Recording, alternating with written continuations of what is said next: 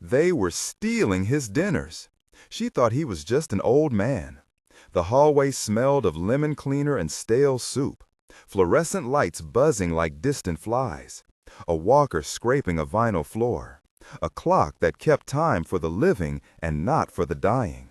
Claire Avery came in with a tote bag of cookies and a photograph tucked in her pocket, and found Harold Thompson slumped in a chair by the window, his veteran jacket folded over thin legs, one hand cold on the armrest, his eyes tracking nothing.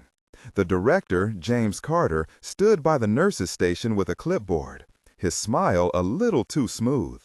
The nurse Maria Santos passed by with a tray that looked like it had been portioned by a calculator. Claire felt the breath leave her like a door closing, and she heard the clink of a spoon in the dining hall as if it were a bell. She asked for dinner and got a shrug. She noticed a bruise at Harold's temple and an empty pill bottle in a trash can half full of used labels and torn receipts. If this was negligence, she would not let it go.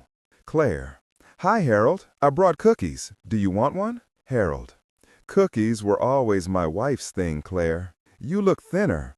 When did you last get a full meal? We provide according to need. We have records. Who decides need? Orders come from administration. We follow protocols. Protocols do not explain this bruise or the empty bottles on the floor. Accidents happen. He is fragile. We have a lot to manage. The family would like to see the records of meals and meds. You can file a request with management." Her questions landed in the same flat air as the buzzing lights. The bruise smelled faintly metallic when she leaned closer. Harold's fingers were papery, and when he tried to take her hand, his skin scraped against hers like brittle paper. Maria's apron was warm from the kitchen, a faint smell of oil and burnt toast clinging to it. Claire pulled out her phone and started recording, the red dot small but fierce in her palm, a tiny witness that might not be ignored. She began to look. In the kitchen, a locked cupboard rattled when she asked what was inside. In the office, a donations ledger had pages folded and smudged, entries that did not match the bank statement she managed to glimpse on a counter. A head cook named Ben Cooper muttered about portions cut to stretch supplies. Alina Park from housekeeping whispered about delivery slips that never arrived. And Rose, a resident who once taught kindergarten, clutched a faded medal from a parade while her plate held a teaspoon of stew. The air in the kitchen was hot and sweet with grease, and the tile underfoot left a film of dust on Claire's shoes. Ben: "We are told to make rations last." Elena: "Sometimes boxes arrive empty or with fewer cans." Who signs for the deliveries? "Usually the supervisor or the director." They told me the soup was enough, but I am hungry. "Who keeps the donation receipts?" They are in the office. "Can I see the ledger now?" This is inappropriate, ma'am. "Then I will call someone who will check." Claire found small evidences, like breadcrumbs, of a larger theft. Empty pill vials labeled for heart medication, a stack of stamped envelopes addressed to families that returned unpaid, security camera footage with edits at odd hours, and a USB drive tucked into a drawer with videos that showed staff moving boxes labeled donations into a private storage locker. Samir Ortiz, a local reporter Claire had texted, arrived with a recorder and a camera and took in the scene with eyes that measured facts the way a doctor measures pulse. The forensic accountant, Dr. Alvarez, agreed to look at bank statements if they could secure copies. The smell of old paper and ink in the office, mixed with plastic from pill bottles and the sour tang of mouthwash in a sink, a collage of senses that said neglect and theft. "Samir, you filmed this, Claire." I have video of the bruise and the empty meds. "We need timestamps, names, receipts." Dr. Alvarez, bank transfers in odd amounts can hide ongoing theft. "Officer Mendez, we will need formal complaint and preserved evidence." Preserve the cameras and the ledgers now. "You are making accusations without proof." Proof is coming. People who cannot speak will be heard. The first big reveal came when Harold handed Claire a small envelope he had kept under his pillow, weathered and stiff. Inside were canceled checks with James Carter's signature for amounts that did not add up against the ledger, and a photo of a delivery manifest that showed 3 boxes received where only 1 was logged.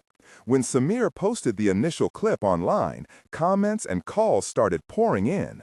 Within hours, a group of neighbors had organized, a pastor named Jim called a meeting, and a volunteer named Rosa rallied support to bring meals. The online buzz turned into real feet on the ground when Mike Russo, leader of a local motorcycle club called the Iron Bridge, messaged that they would come by with 15 riders to stand with the residents. The air changed from the sour of fear to something like expectation. The smell of gasoline cut through the lemon cleaner when the bikes arrived, a raw, loud promise in chrome. This is the moment to say if this made you angry, you are not alone. If you have ever seen a vulnerable person ignored or exploited, write "I saw it" in the comments and include the type of institution. Every testimony helps map a pattern and can become a lead. Now see the recordings and the records they tried to hide. The bikers did not come to make noise. They came to block exits and demand inspections. Mike spoke with a voice like gravel and kindness at the same time.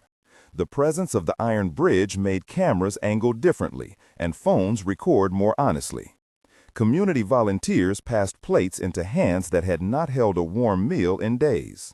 A coalition formed with Samir documenting, Dr. Alvarez supplying technical analysis, Pastor Jim coordinating volunteers, Officer Mendez taking formal statements, Elena and Ben confirming supply inconsistencies, and Maria finally breaking down and naming who signed off on missing deliveries.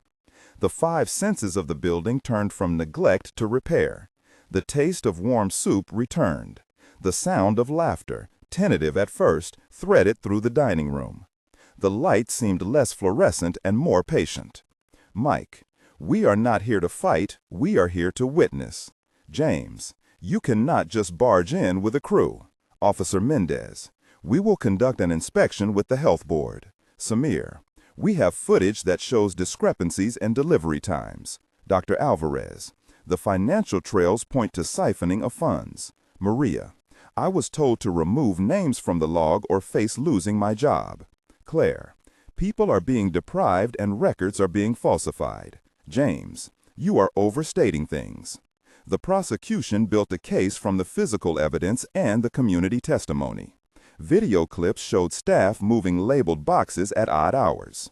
Phone recordings captured a manager telling staff to alter logs. Bank statements demonstrated transfers to accounts linked to the director and to a private storage unit where stolen supplies were kept for resale. A peritato contable, or forensic accountant, traced funds to a shell account. The formal report compiled by a health inspector and Officer Mendez made negligence into a criminal allegation of theft and endangerment. The forensic report smelled like paper and printer toner and carried the weight of people who had been invisible for too long. In court, James Carter maintained composure, then faltered as witnesses described meals withheld, pills missing, and a veteran who had not been properly fed in months. Harold gave testimony with Claire holding his hand, his voice thin but firm. Maria testified about orders to falsify records. Dr. Alvarez explained how resource diversion endangered residents with chronic conditions. Samir's footage played on the screen. The community filled the gallery, the bikers sitting in a block, their jackets a quiet wall. The judge read the verdict after deliberation that felt both swift and late. Harold, the food stopped coming the same time as the donations stopped appearing. Maria, I was scared to speak up. Samir, the video matches the bank records. Dr. Alvarez, this was systemic, not one mistake. Officer Mendez, we found evidence of theft and neglect. Judge, on counts of fraud and endangerment, the court finds the defendant guilty. The sentence included jail time for Carter, restitution to the facility, and monitoring by the health board. The director was arrested, the keys to the storage locker turned over, and the missing funds were partially recovered. The media covered the trial and then the reforms. The investigation revealed that similar patterns existed in other homes in the county, prompting several inspections. The sense of shame around the institution became a lesson in vigilance for the community. A memorial plaque was proposed for those who had suffered while unnoticed, a small act of memory and accountability. 1 month later, the facility had a new interim administrator named Rosa Alvarez, not to be confused with the forensic Dr. Alvarez, who implemented daily family access hours and open ledgers for donations. Volunteers, including Pastor Jim and Ben Cooper, organized weekly meals. A social worker named Elena Park coordinated resident councils. The smell in the corridors shifted to fresh coffee and scrubbed flowers. Families visited more openly, and inspections were scheduled without notice. 3 months later, a county ordinance required more frequent audits of care homes and a hotline for anonymous reports. Samir published a follow-up piece showing how recovered funds paid for refrigeration and proper medication safes. Mike Russo and the Iron Bridge continued community runs to deliver supplies to other at-risk facilities. Harold, slightly fuller in the face, received a veteran lapel pin at a small ceremony with Claire and a few neighbors in attendance. 6 months later, the place had a small garden planted by volunteers and a plaque at the entrance with names of residents who had been let down, a reminder and a promise. The prosecutor announced further reviews into other institutions after similar complaints surfaced. A community oversight committee chaired by Pastor Jim and Claire met monthly, and an array of inspectors, including Dr. Alvarez and Officer Mendez, rotated unannounced checks. The bikers organized food drives, and the local newspaper ran a series on community vigilance. Those who had been complicit faced legal consequences, and, more importantly, the residents regained visits, warm plates, and dignity. They had been betrayed by an institution that counted money over meals, but the response came from those who refused to look away. Evidence was gathered, witnesses came forward, and a community moved from outrage to structured action. If you want to see how citizens can protect the vulnerable and hold systems accountable, subscribe and follow for updates on this case and others. Remember this line because it matters more than the verdict itself. Dignity is a duty, not a favor.